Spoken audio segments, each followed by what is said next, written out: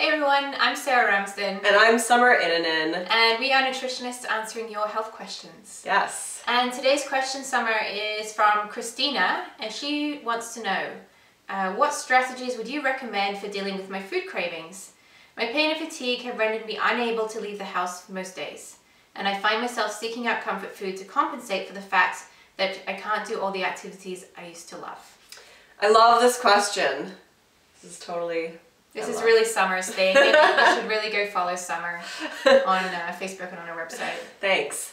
I love this question. Okay, so it can be a few different things. So we're going to talk about the physical component and the hormonal component of cravings.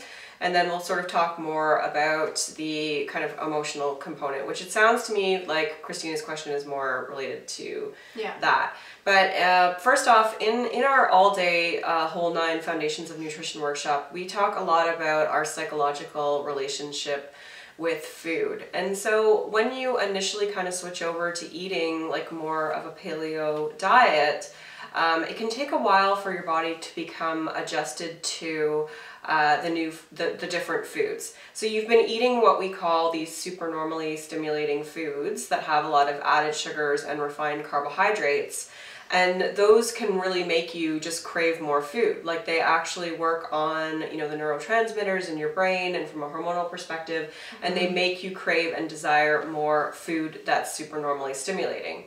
So once you remove those foods from your diet, you can go through a transition phase that can take, you know, a few days, a few weeks for some people to really kind of reconnect and rewire their brain so that they're not constantly kind of desiring and having these urges for these foods. So that's one thing. And so what we would say there is, you know, give it time and really stick to kind of that template of you know, clean eating, and you'll find that things like fruit will start to taste a lot more delicious. And if you are at home, just try and get all those other things out of the house.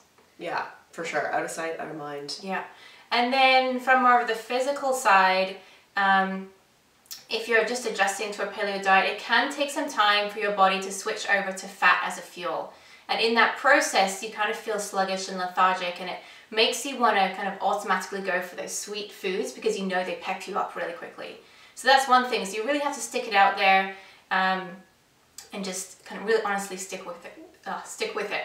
Another thing that can really give you really intense sugar cravings is a candida overgrowth or general gut dysbiosis, because they really feed on that sugar and they are really creating these intense sugar cravings. So if you feel that that might be an issue, if you had, for example, past serious antibiotic use, you know, digestive issues, you might want to consider looking into that with a practitioner.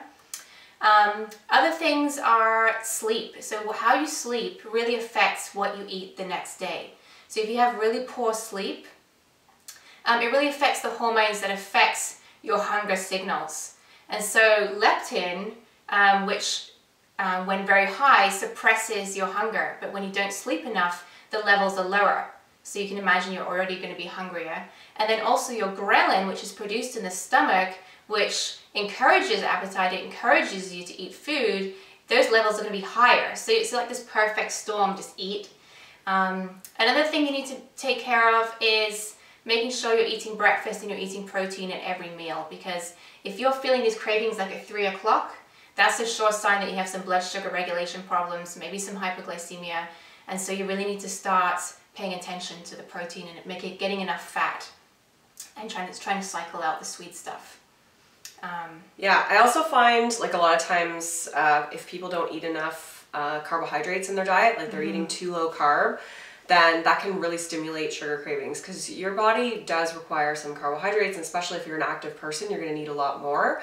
And that's a way of your body kind of saying like, okay, give me some more carbohydrates. So sometimes just eating, you know, more sweet potatoes, more starchy vegetables on an everyday basis is a way to kind of help to suppress those sugar cravings as well. And I think sometimes we just kind of misread those cravings as being sugar and not just here, add some sweet potatoes to my plate. Yeah, exactly. Yeah. Exactly. And then what about from the emotional side? Yeah, so a lot of times, you know, we're eating to kind of fulfill different emotions. So things like loneliness, boredom, stress, sadness, any of those things. And so the first thing that you need to ask yourself when you get hit with this kind of urge and desire, and this is assuming you're eating a clean diet. So assuming your hormones are balanced, you're getting good sleep, your stress management is good, and you're still getting these urges and desires, you really have to ask yourself, number one, are you hungry? And so a good kind of way to address this is what I have with my clients. It's called the chicken test. And it's, could you eat like a plain chicken breast right now? I swear I could right now. And if the answer is yes, then odds are good that you might actually be hungry, in which case you should eat. Surprise, surprise. But if that doesn't seem appealing to you and you're like, no, it's the muffin that I want, then, you have to kind of take a look at maybe what you did that day or what's happening right now. Like, what are you trying to fill aside from like actual hunger? So, and once you kind of have awareness to it and pinpoint it, then it's a lot easier to deal with. And then you can kind of create a list of things that you can do to fulfill that desire. So if it's boredom or, loneliness or sadness, then think of things that you can do to make you feel better that are non-food related. So maybe it's taking an Epsom salt bath, maybe it's calling a friend, maybe it's going online and, looking at clothes that you want to buy on Pinterest. Like whatever kind of is meaningless and frivolous and makes you happy. You have to figure out what those things are and do that instead. And another really easy tactic that I use is the 20-minute rule. And that is, set a timer for 20 minutes and just wait, because more often than not, that craving will go away in 20 minutes. You'll either distract yourself or you'll kind of realize you didn't really want it and it was something else that you were kind of urging for and you figured out a way to satisfy it. So set it for 20 minutes. After you've done all that and you're like, yes, I'm hungry, I've waited 20 minutes, all I can think about is this one food, then eat it, And enjoy it. And enjoy don't feel bad about it. Yeah, exactly. But eat exactly what you want. If you are, think about the taste and the texture and the flavor in your mouth and then go and have that specific food, okay? Because some substitute is not going to fulfill it. Then you're just going to want it even more.